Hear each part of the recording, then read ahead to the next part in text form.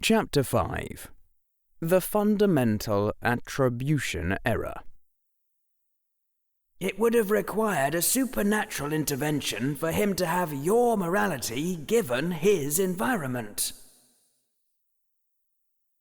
The Moke Shop was a quaint little shop. Some might even say cute, ensconced behind a vegetable stall that was behind a magical glove shop that was on an alleyway off a side street of Diagon Alley. Disappointingly, the shopkeeper was not a wizened ancient crone, just a nervous-looking young woman wearing faded yellow robes. Right now, she was holding out a Moke Super Pouch QX31, whose selling point was that it had a widening lip as well as an undetectable extension charm. You could actually fit big things in it, though the total volume was still limited. Harry had insisted on coming here straight away. First thing, insisted as hard as he thought he could without making Professor McGonagall suspicious. Harry had something he needed to put into the pouch as soon as possible. It wasn't the bag of galleons that Professor McGonagall had allowed him to withdraw from Gringotts. It was all the other galleons that Harry had surreptitiously shoved into his pocket after falling into a heap of gold coins. That had been a real accident, but Harry was never one to discard an opportunity, though it had really been more of a spur-of-the-moment thing. Ever since, Harry had been awkwardly carrying the allowed bag of galleons next to his trouser pocket, so that any jingling would seem to come from the right place. This still left the question of how he was actually going to get the other coins into the pouch without getting caught. The golden coins might have been his, but they were still stolen. Self-stolen? Auto-thieved. Harry looked up from the Moke Super Pouch QX31 on the counter in front of him. Can I try this for a bit, to make sure it works, reliably? He widened his eyes in an expression of boyish, playful innocence. Sure enough, after 10 repetitions of putting the coin bag into the pouch, reaching in, whispering, "Bag of gold," and taking it out, Professor McGonagall took a step away and began examining some of the other items in the shop, and the shopkeeper turned her head to watch. Harry dropped the bag of gold into the mokeskin pouch with his left hand. His right hand came out of his pocket, tightly holding some of the gold coins, reached into the mokeskin pouch, dropped the loose galleons and, with a whisper of "Bag of gold," retrieved the original bag. Then the bag went back into his left hand to be dropped again, and Harry's right hand went back into his pocket. Professor McGonagall looked back at him once, but Harry managed to avoid freezing or flinching, and she didn't seem to notice anything. Though you never did quite know, with the adults that had a sense of humour. It took 3 iterations to get the job done, and Harry guessed he'd managed to steal maybe 30 galleons from himself. Harry reached up, wiped a bit of sweat from his forehead, and exhaled. "I'd like this one, please." 15 galleons lighter, twice the price of a wizard's wand, apparently, and 1 Moke Super Pouch QX31 heavier, Harry and Professor McGonagall pushed their way out of the door. The door formed a hand and waved goodbye to them as they left, extruding its arm in a way that made Harry feel a bit queasy. And then, unfortunately, "Are you Really, Harry Potter? Whispered the old man, one huge tear sliding down his cheek. You wouldn't lie about it, would you? Only I'd heard rumours that you didn't really survive the killing curse, and that's why no one ever heard from you again. It seemed that Professor McGonagall's disguise spell was less than perfectly effective against more experienced magical practitioners. Professor McGonagall had laid a hand on Harry's shoulder and yanked him into the nearest alleyway the moment she'd heard, "Harry Potter!" The old man had followed, but at least it looked like no one else had heard. Harry considered the question. Was he really Harry Potter? "I only know what other people have told me," Harry said. "It's not like I remember being born." His hand brushed his forehead. "I've had this scar as long as I remember, and I've been told my name was Harry Potter as long as I remember. But," Harry said thoughtfully, "if there's already sufficient cause to postulate a conspiracy, there's no reason why they wouldn't just find another orphan and raise him to believe that he was Harry Potter." Professor McGonagall drew her hand over her face in exasperation. "You look just about exactly like your father, James, the year he first attended Hogwarts, and I can attest on the basis of personality alone that you are related to the Scourge of Gryffindor." "She could be in on it too," Harry observed. "No," quavered the old man. "She's right. You have your mother's eyes." Harry frowned. "I suppose you could be in on it too." "Enough, Mr. Potter!" The old man raised up a hand as if to touch Harry, but then let it fall. "I'm just glad that you're alive," he murmured. "Thank you, Harry Potter. Thank you for what you did. I'll leave you alone now." And his cane slowly tapped away, out the alley and down the main street of Diagon Alley. The professor looked around, her expression tense and grim. Harry automatically looked around himself, but the alley seemed empty of all but old leaves, and from the mouth leading out into Diagon Alley, only swift-striding passer-bys could be seen. Finally, Professor McGonagall seemed to relax. "That was not well done," she said in a low voice. "I know you're not used to this, Mr. Potter, but people do care about you. Please be kind to them." Harry looked down at his shoes. "They shouldn't," he said with a tinge of bitterness. "Care about me, I mean." "You saved them from you know who," said Professor McGonagall. "How should they not care?" Harry looked up at the witch lady's strict expression beneath her pointed hat and sighed. "I suppose there's no chance that if I said fundamental attribution error, you'd have any idea what that meant." "No," said the professor in her precise Scottish accent. "But please explain, Mr. Potter, if you'd be so kind."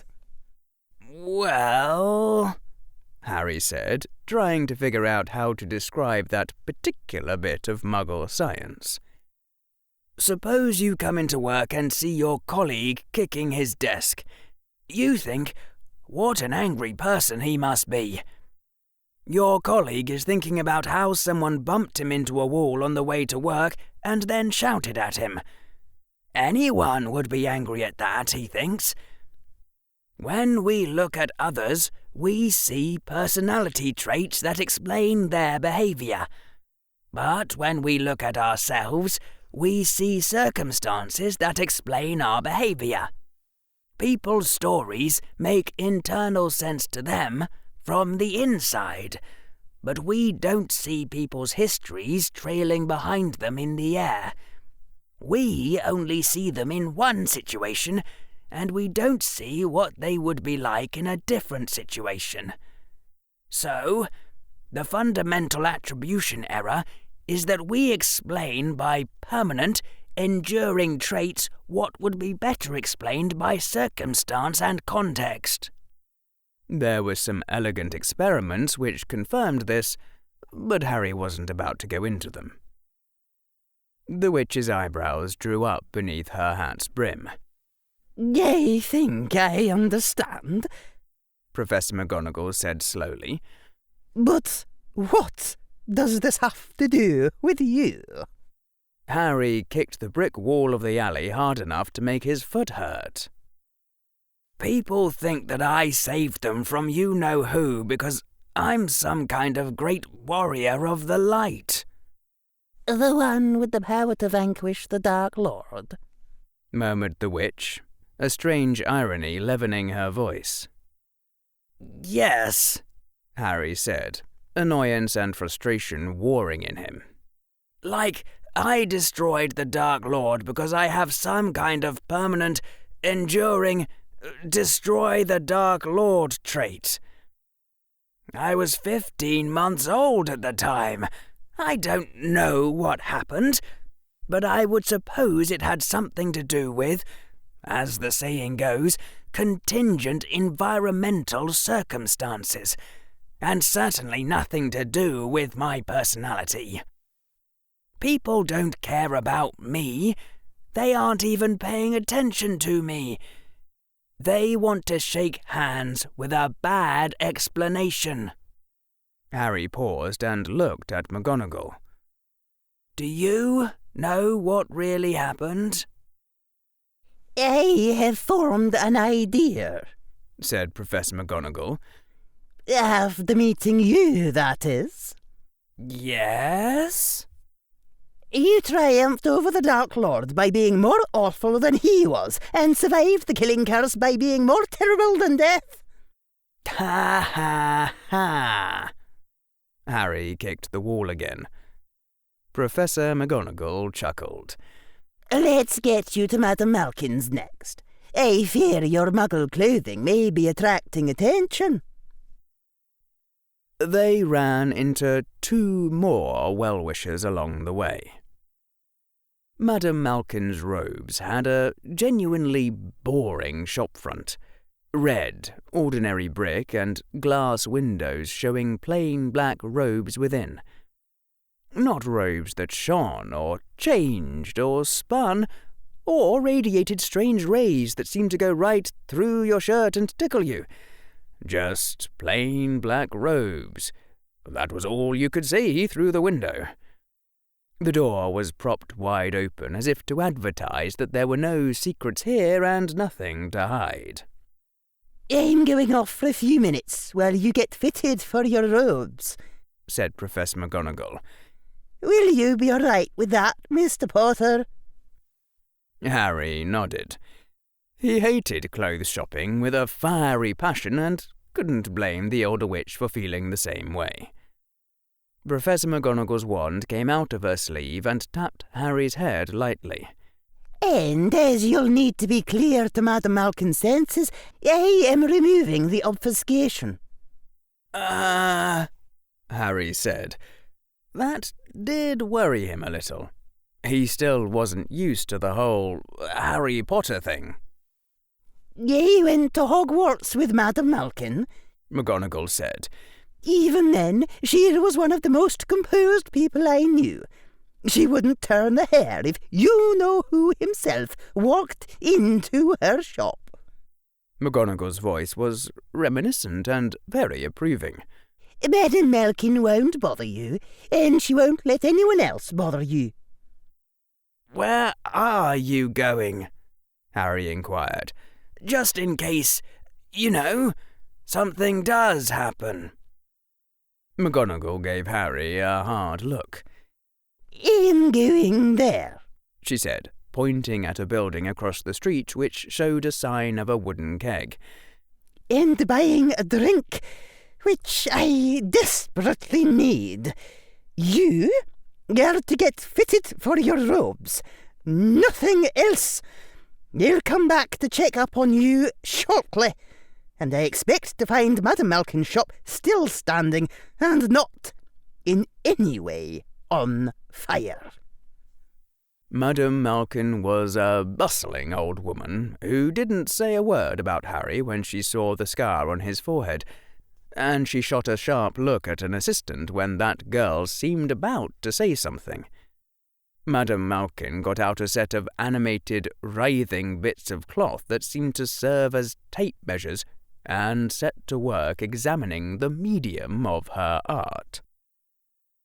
Next to Harry, a pale young boy with a pointed face and awesome, cool, blonde-white hair seemed to be going through the final stages of a similar process. One of Malkin's two assistants was examining the white-haired boy and the checkerboard gridded robe he was wearing. Occasionally she would tap a corner of the robe with her wand and the robe would loosen or tighten. "Hello," said the boy. "Hogwarts too?"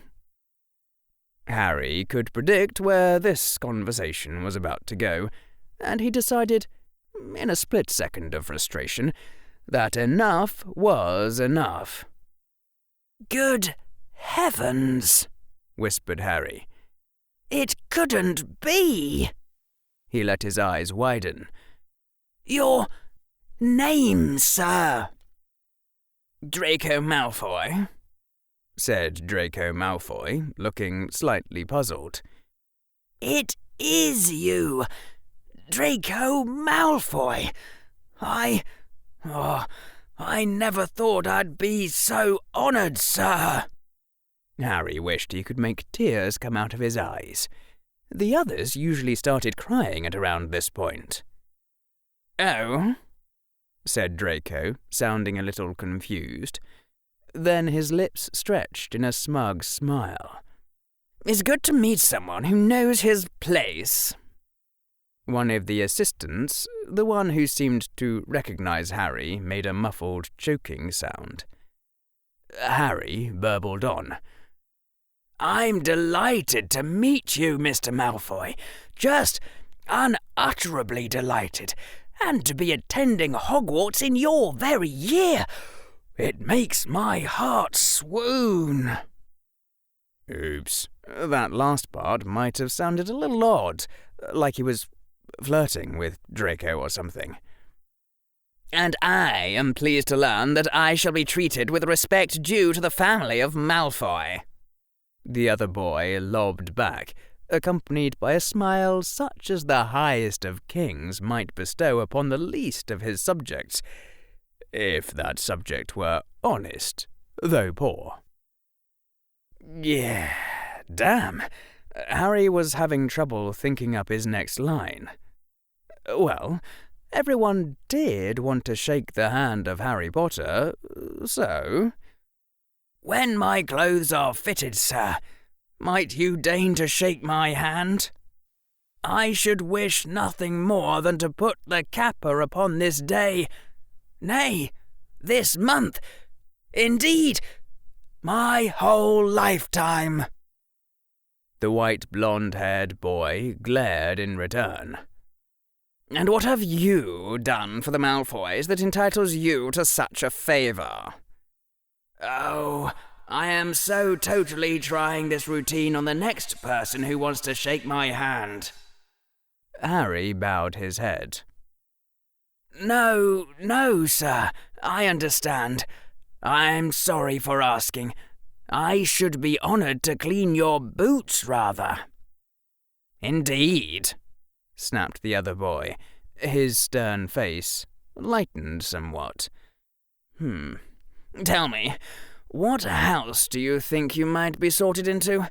I'm bound for Slytherin House, of course, like my father, Lucius, before me. And for you?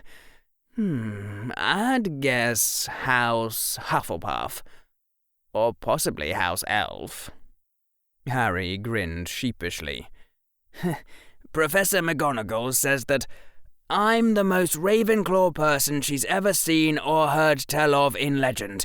So much so that Rowena herself would tell me to get out more, whatever that means, and that I'll undoubtedly end up in Ravenclaw House if the hat isn't screaming too loudly for the rest of us to make out any words. End quote. Wow, said Draco Malfoy, sounding slightly impressed. The boy gave a sort of wistful sigh. Your flattery was great. Or I thought so, anyway. You'd do well in Slytherin House, too. Usually it's only my father who gets that sort of grovelling. I'm hoping the other Slytherins will suck up to me now I'm at Hogwarts. I guess this is a good sign, then. Harry coughed. Actually, sorry. I've got no idea who you are, really. Oh, come on! The boy said with fierce disappointment. Why'd you go and do that, then? Draco's eyes widened with sudden suspicion. And how do you not know about the Malfoys? And what are those clothes you're wearing? Are your parents muggles? 2 of my parents are dead, Harry said. His heart twinged. When he put it that way, my other 2 parents are muggles, and they're the ones that raised me. What? said Draco. Who are you? Harry Potter. Pleased to meet you. Harry Potter? Gasped Draco. The Harry? The boy cut off abruptly. There was a brief silence. Then, with bright enthusiasm, Harry Potter? The Harry Potter? Gosh, I've always wanted to meet you. Draco's attendant emitted a sound like she was strangling, but kept on with her work, lifting Draco's arm to carefully remove the checkered robe. Shut up, Harry suggested. Can I have your autograph? No, wait, I want a picture with you first. Shut up, shut up, shut up! I'm just so delighted to meet you. Burst into flames and die. But you're Harry Potter, the glorious saviour of the wizarding world, everyone's hero, Harry Potter. I've always wanted to be just like you when I grow up, so I can... Draco cut off the words in mid-sentence, his face freezing in absolute horror. Tall, white-haired, coldly elegant in black robes of the finest quality. One hand gripping a silver-handled cane which took on the character of a deadly weapon just by being in that hand. His eyes regarded the room with the dispassionate quality of an executioner, a man to whom killing was not painful, or even deliciously forbidden, but just a routine activity, like breathing.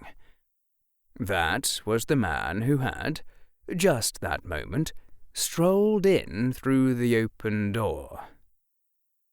Draco, said the man, low and very angry. What are you saying? In one split second of sympathetic panic, Harry formulated a rescue plan. Lucius Malfoy, gasped Harry Potter. The Lucius Malfoy? One of Malkin's assistants had to turn away and face the wall. Coolly murderous eyes regarded him. Harry Potter. I am so honoured to meet you. The dark eyes widened, shocked surprise replacing deadly threat. Your son has been telling me all about you. Harry gushed on, hardly even knowing what was coming out of his mouth, but just talking as fast as possible. But of course I knew about you all before then. Everyone knows about you, the great Lucius Malfoy, the most honoured laureate of all the House of Slytherin. I've been thinking about trying to get into Slytherin House myself just because I heard you were in it as a child. What are you saying, Mr. Potter? Came a near scream from outside the shop, and Professor McGonagall burst in a second later. There was such pure horror on her face that Harry's mouth opened automatically, and then blocked on nothing to say. Professor McGonagall? Cried Draco. Is it really you? I've heard so much about you from my father. I've been thinking of trying to get sorted into Gryffindor so I can... What? Bellowed Lucius Malfoy and Professor McGonagall in perfect unison, standing side by side. Their heads swiveled to look at each other in duplicate motions, and then the two recoiled from one another as though performing a synchronized dance. There was a sudden flurry of action as Lucius seized Draco and dragged him out of the shop.